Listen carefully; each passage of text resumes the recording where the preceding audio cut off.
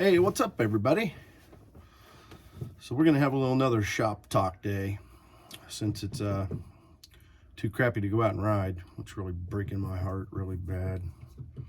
Wanting to get out so bad it's not even funny. So anyway, today I thought I would take a few minutes out, make this a short little video, and talk about one of these. I can get this set there. There you go. A relay. And why you should be using them. So the main function of this little thing here is to take the load of whatever you're using. So basically, we'll use, say, a light bar, for instance, because the light bar, even though they're LED, you know, they take a pretty good load. I will apologize, I'm getting over COVID.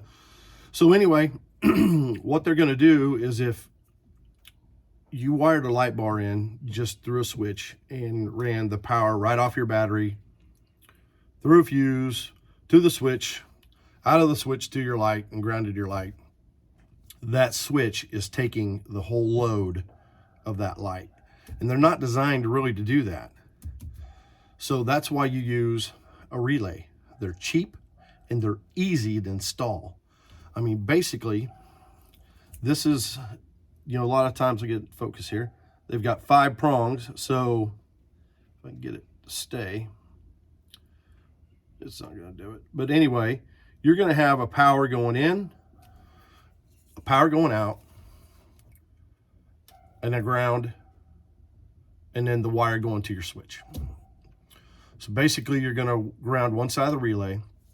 You're going to bring your battery hot with a fuse. Never forget a fuse, guys. And then run that up to the bottom of your relay to power the relay. And then the top of the relay is going to go out to your lights. And then the other side is going to go to your switch. So basically, it works best if you can find a switched power on your vehicle to run the power to the relay, because in that way, the whole idea is once the relay gets power, it energizes it, and then when you hit the switch, it runs it back through the relay, and I mean, it tells the relay to come on, and then goes to your lights. So that relay is going to take the whole load of your device or whatever you're powering. So basically, if you run it from the relay from your battery to it, that relay is always going to be energized. So basically, you could go in that way and be running your light bar or whatever you're going to run with your key off. If you switch it, then that device isn't going to run unless your ignition is on. So that's the two differences. So it's they're, like I said, they're easy, they're cheap, and it'll save you from burning something down. I mean, it's especially back in the, you know, when you're using like halogen lights and things like that, something that's really taking a big, you know, draw and a lot of current. That is where the relays stand out, because all that power is going through this little bitty deal. And these aren't any harder to carry in your toolbox than a fuse, you know. And you can go on Amazon and you can make it really simple and buy the pigtail that this just plugs into and be done with it, you know. Or, you know, if you don't want to, you can make your own and make it a little bit more difficult to change them out by, you know, using the, you know, the spade type ends, or I don't know, spade little speaker type ends, you know what I'm talking about. Yeah, it just makes it a little bit more difficult to change them out.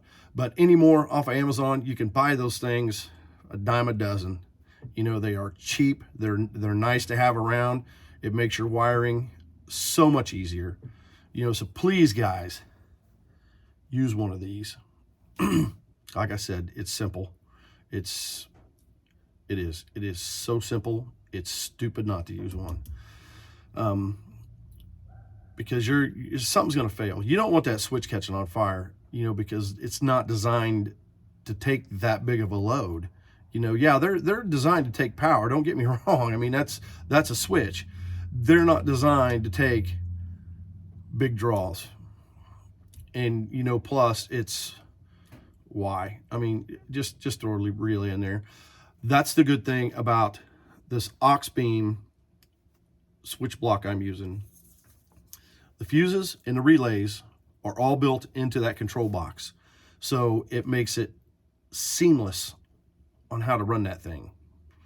You know, all I had to do was hook up power and ground for my battery, and there was one switched wire, if I wanted to use it that way, which I did, that I hooked up to a switched power, and then there was one cable that ran off onto the display box, and then it is just plug and play.